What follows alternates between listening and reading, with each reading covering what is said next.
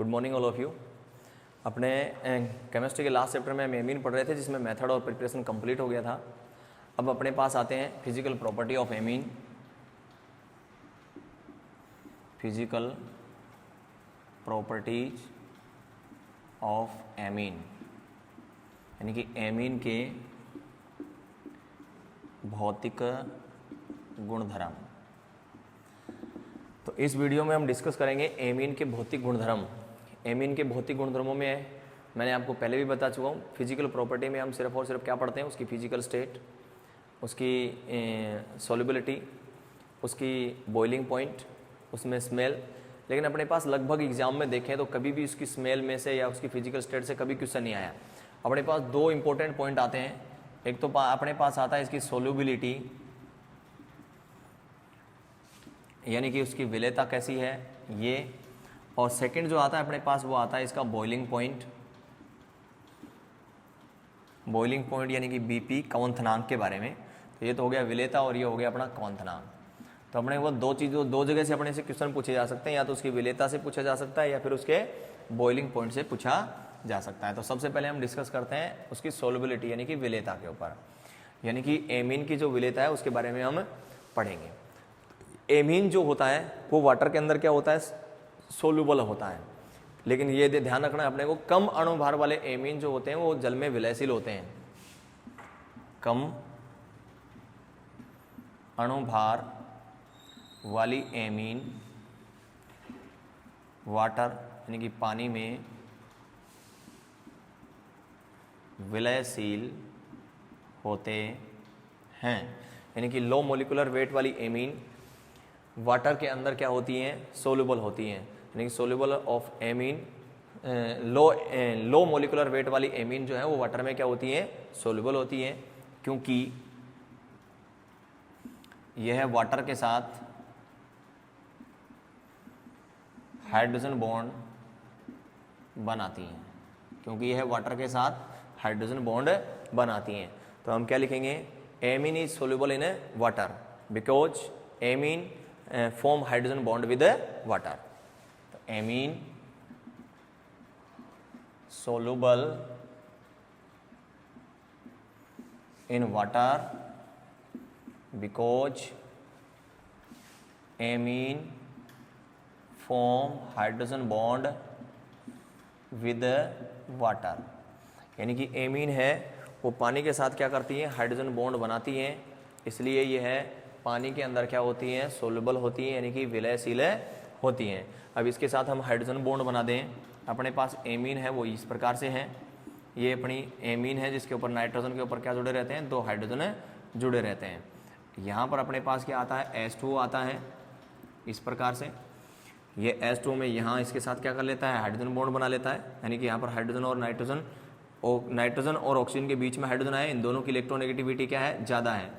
इसकी वजह से इसके साथ कोवेलेंट बॉन्ड बनाया और इसके साथ एक अट्रैक्शन फोर्स से जुड़ा है। इस अट्रैक्शन फोर्स को हम क्या कहते हैं, हाइड्रोजन बॉन्ड कहते हैं। ठीक इसी प्रकार से हम यहाँ पर भी बना सकते हैं। जैसे मैंने यहाँ पर एमीन लिख दिया वापस से इस प्रकार से। तो यहाँ पर ये वाला नाइट्रोजन जो है इसके साथ क्या बना रखा है, कोवेलेंट बॉन्ड यानी सहसंयोजक बॉन्ड बना रखा है। लेकिन इस हाइड्रोजन और इस ऑक्सीजन के बीच में एक अट्रैक्शन फोर्स लगेगा। इस अट्रैक्शन फोर्स को हम क्या कहेंगे, हाइड्रोजन बॉन्ड कहेंगे। तो ये अपने पास क्या बन गया, हाइड्रोजन बॉन्ड बन गया। तो सीधा सीधा हम कहेंगे amine soluble in water because amine form hydrogen bond with water. यानी कि एमीन है वो जल में विलयशील होती है क्योंकि वह जल के साथ क्या करती है, हाइड्रोजन बॉन्ड बनाती है। ये ध्यान रखना है। इसका मोलिकुलर वेट क्या होना चाहिए, लो होना चाहिए, यानी कि कम अणुभार होना चाहिए। क्योंकि जब अणुभार बढ़ जाएगा तो आपको ये ध्यान है कि अणुभार जब भी बढ़ेगा जब इसका हाइड्रोकार्बन पार्ट क्या होगा, बढ़ेगा। और हाइड्रोकार्बन पार्ट बढ़ेगा तो उसकी वाटर में सोल्युबिलिटी क्या हो जाएगी, कम हो जाएगी। तो नीचे आपको नोट लगा के एक पॉइंट लिखना है कि उच्च अणुभार वाली एमीन है वो जल के अंदर अविलयशील होती हैं। उच्च अणुभार वाली एमीन, उच्च अणुभार वाली एमीन वाटर में अनसोल्युबल होती हैं, अनसोल्युबल होती हैं। उच्च अणुभार यानी कि हाई मोलिकुलर वेट वाली एमीन जो होंगी वो वाटर के अंदर क्या होंगी, अनसोल्युबल होंगी। और उसका हम रीजन क्या देंगे, क्योंकि अपने पास RNH2 है, यहाँ पर ये R जो है ये अपना क्या है, हाइड्रोकार्बन पार्ट है, हाइड्रोकार्बन पार्ट, और ये हाइड्रोकार्बन पार्ट इंक्रीज होगा तो सोलुबिलिटी क्या हो जाएगी, डिक्रीज हो जाएगी, क्योंकि हाइड्रोकार्बन पार्ट जो होता है वो हमेशा कैसा होता है, हाइड्रोफोबिक पार्ट होता है। हाइड्रोफोबिक का मतलब जल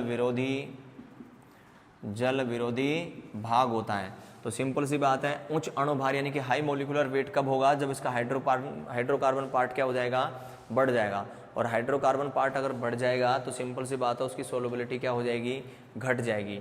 तो अपने को ध्यान रखना है कि अपने पास लो मोलिकुलर वेट वाली एमीन है, तो लो मोलिकुलर वेट वाली एमीन है वो वाटर में सोल्यूबल होंगी, क्योंकि वो वाटर के साथ क्या बनाएंगी, हाइड्रोजन बॉन्ड बनाएंगी।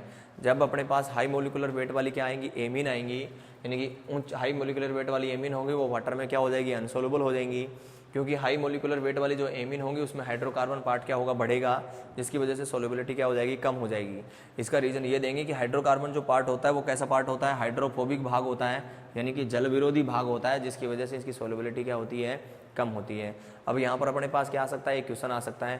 क्वेश्चन में हम क्या लिख सकते हैं कि जो अपने पास एमीन जो है, यानी कि मेथिल एमीन ले लें या फिर हम एथेन एमीन ले लें। जैसे मैंने ले लिया मेथेन एमीन,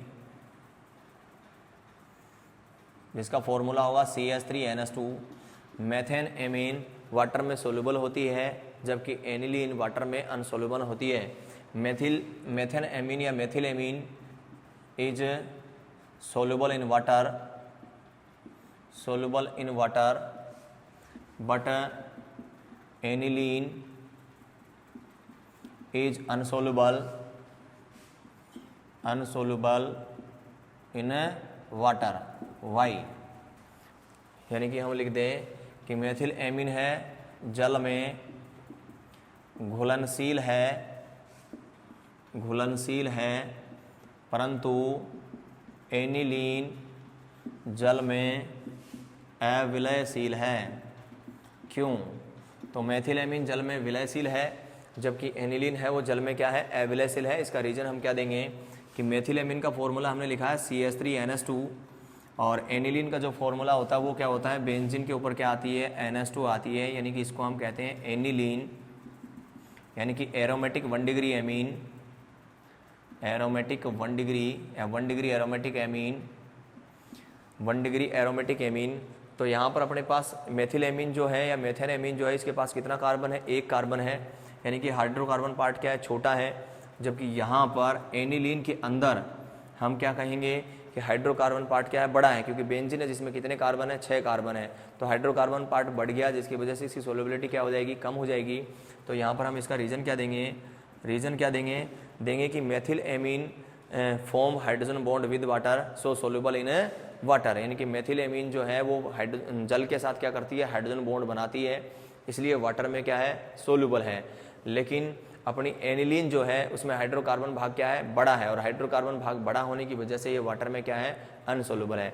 तो सीधा आंसर क्या लिखना है अपने को कि मेथिल एमीन या मेथिल एमीन जो है उसमें हाइड्रोकार्बन पार्ट छोटा है, तथा मेथिल एमीन है वो वाटर के साथ क्या करती है, हाइड्रोजन बॉन्ड बनाती है, इसलिए वाटर में क्या है, सोल्यूबल है।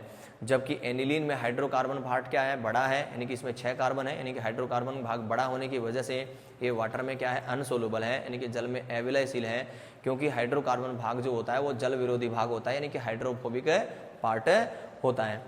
तो ये अपने पास एक क्वेश्चन हो गया। अब इस क्वेश्चन का आंसर इंग्लिश में मैं बोल देता हूँ, एक बार रिपीट कर देता हूँ कि methyl amine is soluble in water because methyl amine form hydrogen bond with water, but aniline is insoluble in water because aniline have big hydrocarbon part, so अनसोल्यूबल in water.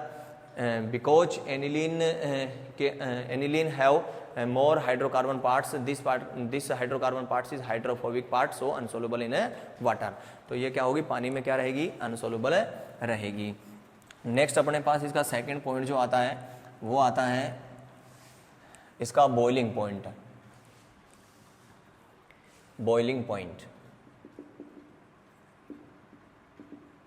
यानी कि इसका क्वथनांक बिंदु। काउंथनांक के बारे में हम जिक्र करें, यानी कि इसका बीपी। तो बीपी हमने क्या लिखेंगे कि एनिलीन का जो बॉइलिंग पॉइंट जो होता है वो सेम मोलिकुलर वेट वाले। अच्छा, लास्ट में एक छोटी सी बात उसमें और रह गई, सोल्यूबिलिटी वाली में। अगर अपने पास समान अणु भार वाली 1 डिग्री 2 डिग्री और 3 डिग्री एमीन आ जाए तो सोल्यूबिलिटी ज़्यादा किसकी होगी? तो मैं एक बार यहाँ पर लिख रहा हूँ, देखो वापस से, विलेयता का क्रम यानी कि order of solubility, order of solubility. Solubility ध्यान रखना, अमोनिया की ज़्यादा होगी 1 डिग्री एमीन से, 1 डिग्री एमीन की ज़्यादा होगी 2 डिग्री एमीन से, और 2 डिग्री एमीन की ज़्यादा होगी किससे? 3 डिग्री एमीन से। अगर ये एक दूसरे के क्या होते हैं? आइसोमर होते हैं, यानी कि जिसका सेम मोलिकुलर वेट क्या रहता है? सेम रहता है। उसका देखो रीजन क्या लिखेंगे, अमोनिया जो है इसके पास 3 हाइड्रोजन है, इसका मतलब सीधा सीधा है कि 3 हाइड्रोजन बॉन्ड बना सकता है वाटर के साथ। 1 डिग्री एमीन में हम लिखेंगे तो क्या लिखेंगे, अपने पास NH2 आता है, यानी कि इस नाइट्रोजन के पास कितने हाइड्रोजन आते हैं? 2 हाइड्रोजन आते हैं, इसका मतलब इससे कम हाइड्रोजन बॉन्ड बनेंगे। यहाँ पर हम क्या लिखते हैं? RNRH, तो यहाँ पर अपने पास 1 हाइड्रोजन है, इसका मतलब और भी कम हाइड्रोजन बॉन्ड बनने वाले हैं।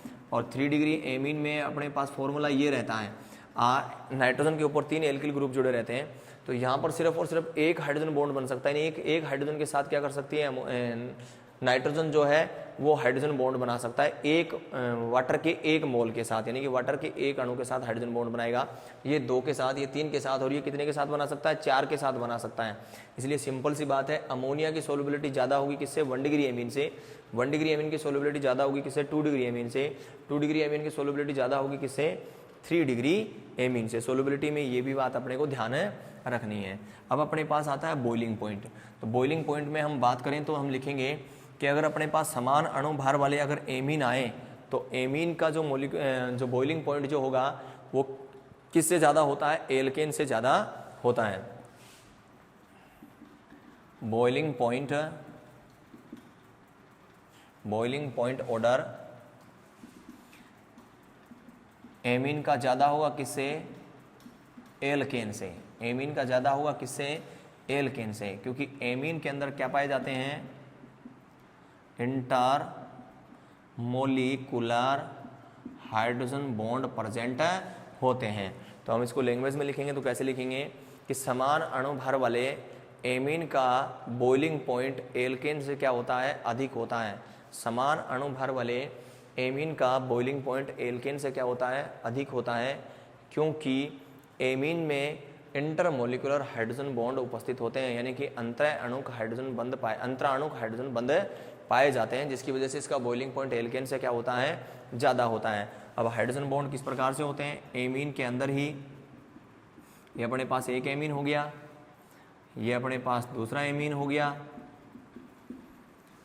तो इस प्रकार से सिंपल सी बात है, इस नाइट्रोजन के बीच में और इस नाइट्रोजन के बीच में हाइड्रोजन आया है, तो यहाँ पर क्या बनेगा? एक बॉन्ड बनेगा। इस बॉन्ड को हम क्या कहेंगे? हाइड्रोजन बॉन्ड कहेंगे। और कौन सा हाइड्रोजन बॉन्ड कहेंगे? इंटरमोलिकुलर हाइड्रोजन बॉन्ड कहेंगे। तो यहाँ पर इंटरमोलिकुलर यानी कि अंतराणुक हाइड्रोजन बॉन्ड बनता है, इसलिए इसका बॉइलिंग पॉइंट जो है वो एल्केन से क्या होता है? ज़्यादा होता है। अब यहाँ पर एक और क्वेश्चन आ जाता है कि अपने पास ROH एल्कोहल लें और RNH2 एमीन लें, एल्कोहल का बॉइलिंग पॉइंट ज़्यादा होगा एमीन से। तो ये भी ध्यान रखना कि दोनों में हाइड्रोजन बॉन्ड होता है, लेकिन फिर भी एल्कोहल का बॉइलिंग पॉइंट ज़्यादा होता है किससे? एमीन से। तो इसका रीज़न क्या देंगे कि यहाँ पर ऑक्सीजन है और यहाँ पर क्या है? नाइट्रोजन है, यानी एल्कोहल में ऑक्सीजन और एमीन में नाइट्रोजन।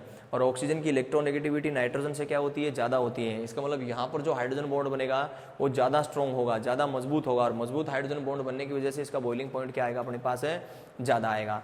अब नेक्स्ट यहाँ से एक और क्वेश्चन आ जाता है। नेक्स्ट क्वेश्चन ये आता है कि अगर अपने पास मोलिकुलर वेट अलग अलग आए तो उसके लिए हम अपने को सबसे पहले ही हमने पढ़ा था boiling point directly proportional by molecular weight. Molecular weight के हिसाब से इसका क्या बढ़ता जाएगा? बॉइलिंग पॉइंट बढ़ता जाएगा। जैसे हम बात करें मेथिल एमीन से बॉइलिंग पॉइंट ज़्यादा होगा किसका? एथिल एमीन से। एथिल एमीन का ज़्यादा होगा मेथिल एमीन से। फिर एथिल एमीन का कम होगा किससे? प्रोपिल एमीन से। क्योंकि मोलिकुलर वेट बढ़ता जाएगा तो सिंपल सी बात है उसका बॉइलिंग पॉइंट भी क्या होता जाएगा? बढ़ता जाएगा। ठीक है जी। नेक्स्ट अपने पास एक और क्वेश्चन आ जाता है कि अपने पास 1 डिग्री 2 डिग्री और 3 डिग्री एमीन दिया गया है, जो एक दूसरे के क्या है? आइसोमर है, यानी कि कहने का मतलब उसका मोलिकुलर वेट क्या है? सेम है। तो याद रखना 1 डिग्री एमीन का बॉइलिंग पॉइंट ज़्यादा रहेगा 2 डिग्री एमीन से, 2 डिग्री एमीन का ज़्यादा रहेगा किससे? 3 डिग्री एमीन से। और इसका रीज़न भी हम क्या देंगे? वही देंगे कि 1 डिग्री एमीन है वो ज़्यादा हाइड्रोजन बॉन्ड बनाएगा 2 डिग्री एमीन से। 2 डिग्री एमीन है वो ज़्यादा हाइड्रोजन बॉन्ड बनाएगा किससे, 3 डिग्री एमीन से, क्योंकि अपने पास 1 डिग्री एमीन में नाइट्रोजन के पास 2 हाइड्रोजन होंगे, 2 डिग्री एमीन में 1 हाइड्रोजन होगा और 3 डिग्री एमीन में 1 भी हाइड्रोजन नहीं होगा। और जितने कम हाइड्रोजन होंगे उतने ही कम क्या बनेंगे, हाइड्रोजन बॉन्ड बनेंगे, और जितने कम हाइड्रोजन बॉन्ड बनेंगे सिंपल सी बात है उसका बॉइलिंग पॉइंट भी उतना ही क्या आएगा, कम आएगा। तो ये तो रही अपने पास इसकी फिजिकल प्रॉपर्टी। नेक्स्ट वीडियो में हम डिस्कस करते हैं इसकी केमिकल प्रॉपर्टी की। Thank you.